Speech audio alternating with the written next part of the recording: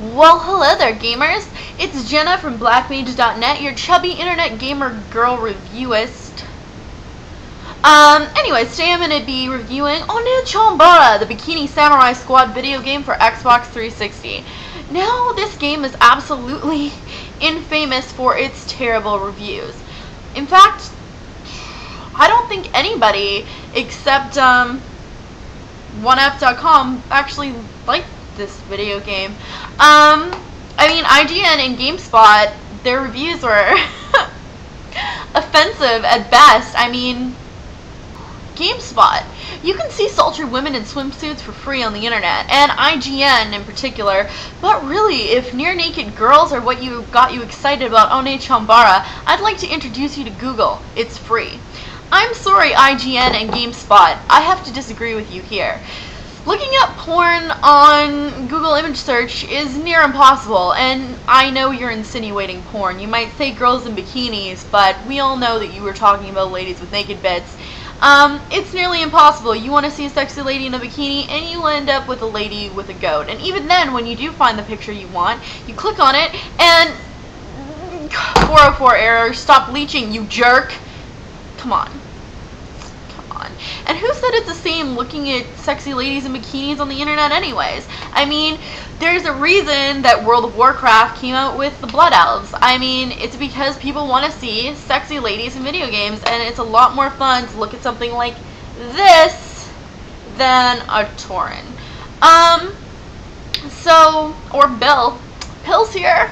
Anyways, so, this game is absolutely nothing like Left 4 Dead, but it's a really cool zombie hack and slash, and I think it's not exactly like, you know, it's gonna be a bargain bin game, and it's worth it to buy, to play it, and to just kind of chill out. It's a game that you can zone out on, and just kind of, you know, hack and slash your way through zombies. It's kind of like Earth Defense Force, where you just have wave and wave after things kill and destroy, and it's fun. It's fun. It's a game for fun. It's not the best game in the world. It doesn't have the best graphics, but you have to remember that this game was ported from Japan in 2006, so even though it was a 2009, I believe, release, it's not going to have the same graphics as some of the other games out there, and it also was released as a $40 game instead of a $60 game, so I think you should go easy on it. If you don't like boobs, and you don't like extreme graphic violence and blood, then maybe you should find yourself a different game, because that's what this game's about. I think if you're rating this game, which it got 3 out of 10 most of the time, you have to take into consideration what this game is about, what the targeted demographic is, and like, really, like, it's sexy samurai sisters. It's not, look at this awesome game with the killer graphics and the compelling storyline. It's crazy, it's wacky, it's Japanese, and that's what it's supposed to be. It's uber kawaii otaku candy.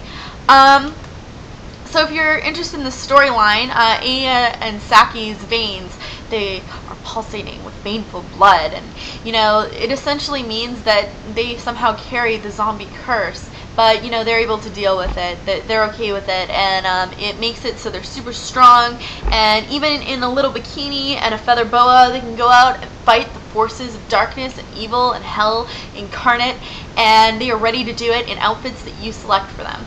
Now, the outfits that you get for them are really annoying. You have to do quests, which are essentially the same thing as Xbox Live achievements, which are extremely impossible. So if you're thinking about picking this up to get some easy achievements, think again. It's not going to happen. Half of the achievements are for getting the outfits, and it is not an easy feat whatsoever.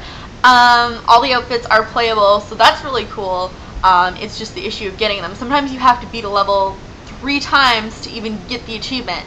One of the levels you have to beat 3 times is a really annoying level where you have to slash dogs while you're on a motorbike. I don't even know. Zombie dogs. It sucks.